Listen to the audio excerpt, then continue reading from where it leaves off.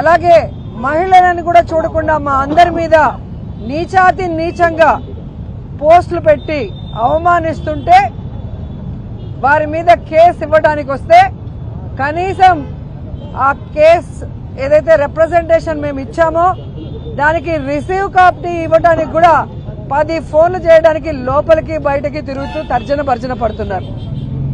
ఈరోజు ఇచ్చిన రిప్రజెంటేషన్ ఒక రిసిప్ట్ ఇచ్చి ఆ తర్వాత దాంట్లో ఏముందో చదివి దాన్ని ఎలా ఇన్వెస్టిగేట్ చేయాలని పై ఆఫీసర్లని అడగటం మనం చూసాం. గానీ అసలు రిప్రజెంటేషన్ తీసుకొని రిసిప్ట్ ఇవ్వడానికే 100 సార్లు ఫోన్ చేయాల్సిన పరిస్థితి వచ్చిందంటే ఈ రాష్ట్రంలో పోలీసులు కూటమి ప్రభుత్వం యూనిఫామ్ వేసుకోకపోయినా వారికి పని చేస్తున్నారనేది స్పష్టంగా అర్థమవుతుంది.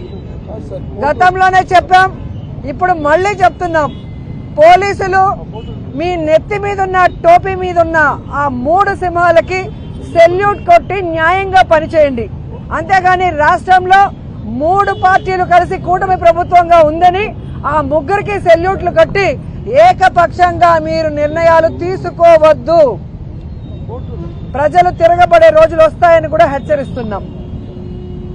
ఈరోజు ఏ విధంగా తయారయ్యారంటే చంద్రబాబు నాయుడు చేయాల్సిన తప్పులన్నీ ఆయన చేస్తాడు, చేయిస్తాడు. ఎదుటి వాళ్ళ మీద నిందలు వేసి శ్రీరంగ నీతులు చెప్పడం మనం గమనించాం. వ్యక్తిత్వ హననం అనేది చంద్రబాబు నాయుడు చేయటంలో సిద్ధహస్తుడు. తనకి పిల్లనిచ్చిన ఎన్టీఆర్ గారికే బట్టలు ఇప్పించి కార్టూన్లు వేయించిన గనుడు.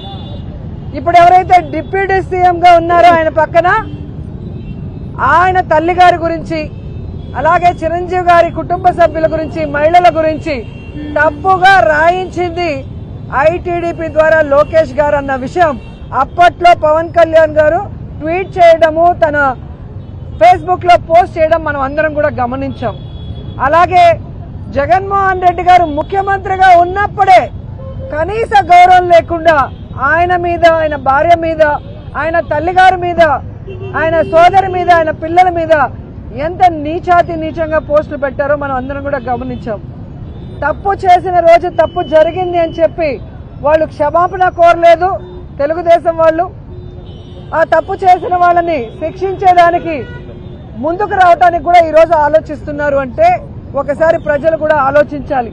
ఎందుకంటే ఈరోజు రాష్ట్రంలో వైఎస్ఆర్ కాంగ్రెస్ పార్టీలో ఉన్న కార్యకర్తల్ని, నాయకుల్ని భయభ్రాంతులు చేయడానికి ఎప్పుడెప్పుడో ఏదో జరిగింది, ఏదో మాట్లాడారు అని దొంగ కేసుల్ని ఫైల్ చేసి కొంతమంది పెయిడ్ ఆర్టిస్టులతో కేసులు పెట్టించి ఈరోజు తప్పుడు సాక్ష్యాలు సృష్టించి, అంటే ఫేక్ ఐడీలను సృష్టించి వీళ్లే తప్పుగా పెట్టి అవి కూడా ప్రూవ్ అయినాయి, మీ అందరూ కూడా చూస్తున్నారు. కానీ వైఎస్ఆర్ కాంగ్రెస్ పార్టీ వాళ్ళని టార్గెట్ చేసి మొన్న సుధారాణి గారిని, ఆడపిల్లని చూడకుండా కుటుంబంతో హైదరాబాద్ లో ఉంటే కిడ్నాప్ చేసి 5 రోజుల వరకు మరి కోర్టుకి సబ్మిట్ చేయకుండా ఎలా కొట్టారో జడ్జి గారి ముందర ఆమె తనకి తగిలిన దెబ్బల్ని చూపించింది, పోలీసులు వాడిన భాషను చెప్పింది, తాను ఎంత అవమానపడింది, ఎలా బాధపడింది, ఎలా దెబ్బలు తినిందో ఏడుస్తూ చెప్పడం కూడా మనం గమనించాం.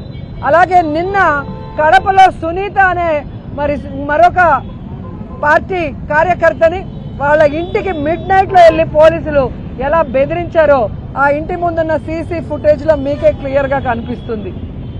ఈరోజు మా వైఎస్ఆర్సీపీకి సంబంధించిన వాళ్ళు నిజంగా ఎవరైనా తప్పు చేస్తే మీరు కేసు పెడితే మేమేమనుకోం. కానీ తప్పు చేయని వాళ్ళని తప్పుడు కేసులు పెట్టి ఫేక్ ఐడీలతో వాళ్ళని ఇరికిచ్చి వాళ్ళని కొట్టి ఆ ద్వారా అందరినీ భయపెట్టాలనుకుంటే మాత్రం వైఎస్ఆర్ కాంగ్రెస్ పార్టీకి పోరాటాలు కొత్త కాదు. మా నాయకుడు, మా బ్రాండ్. ఎవరికైనా అన్యాయం జరిగితే జగనన్న ఊరుకోడు. జగనన్న వెనక మేము సైనికుల్లాగా పోరాడతామని కూడా హెచ్చరిస్తున్నాం.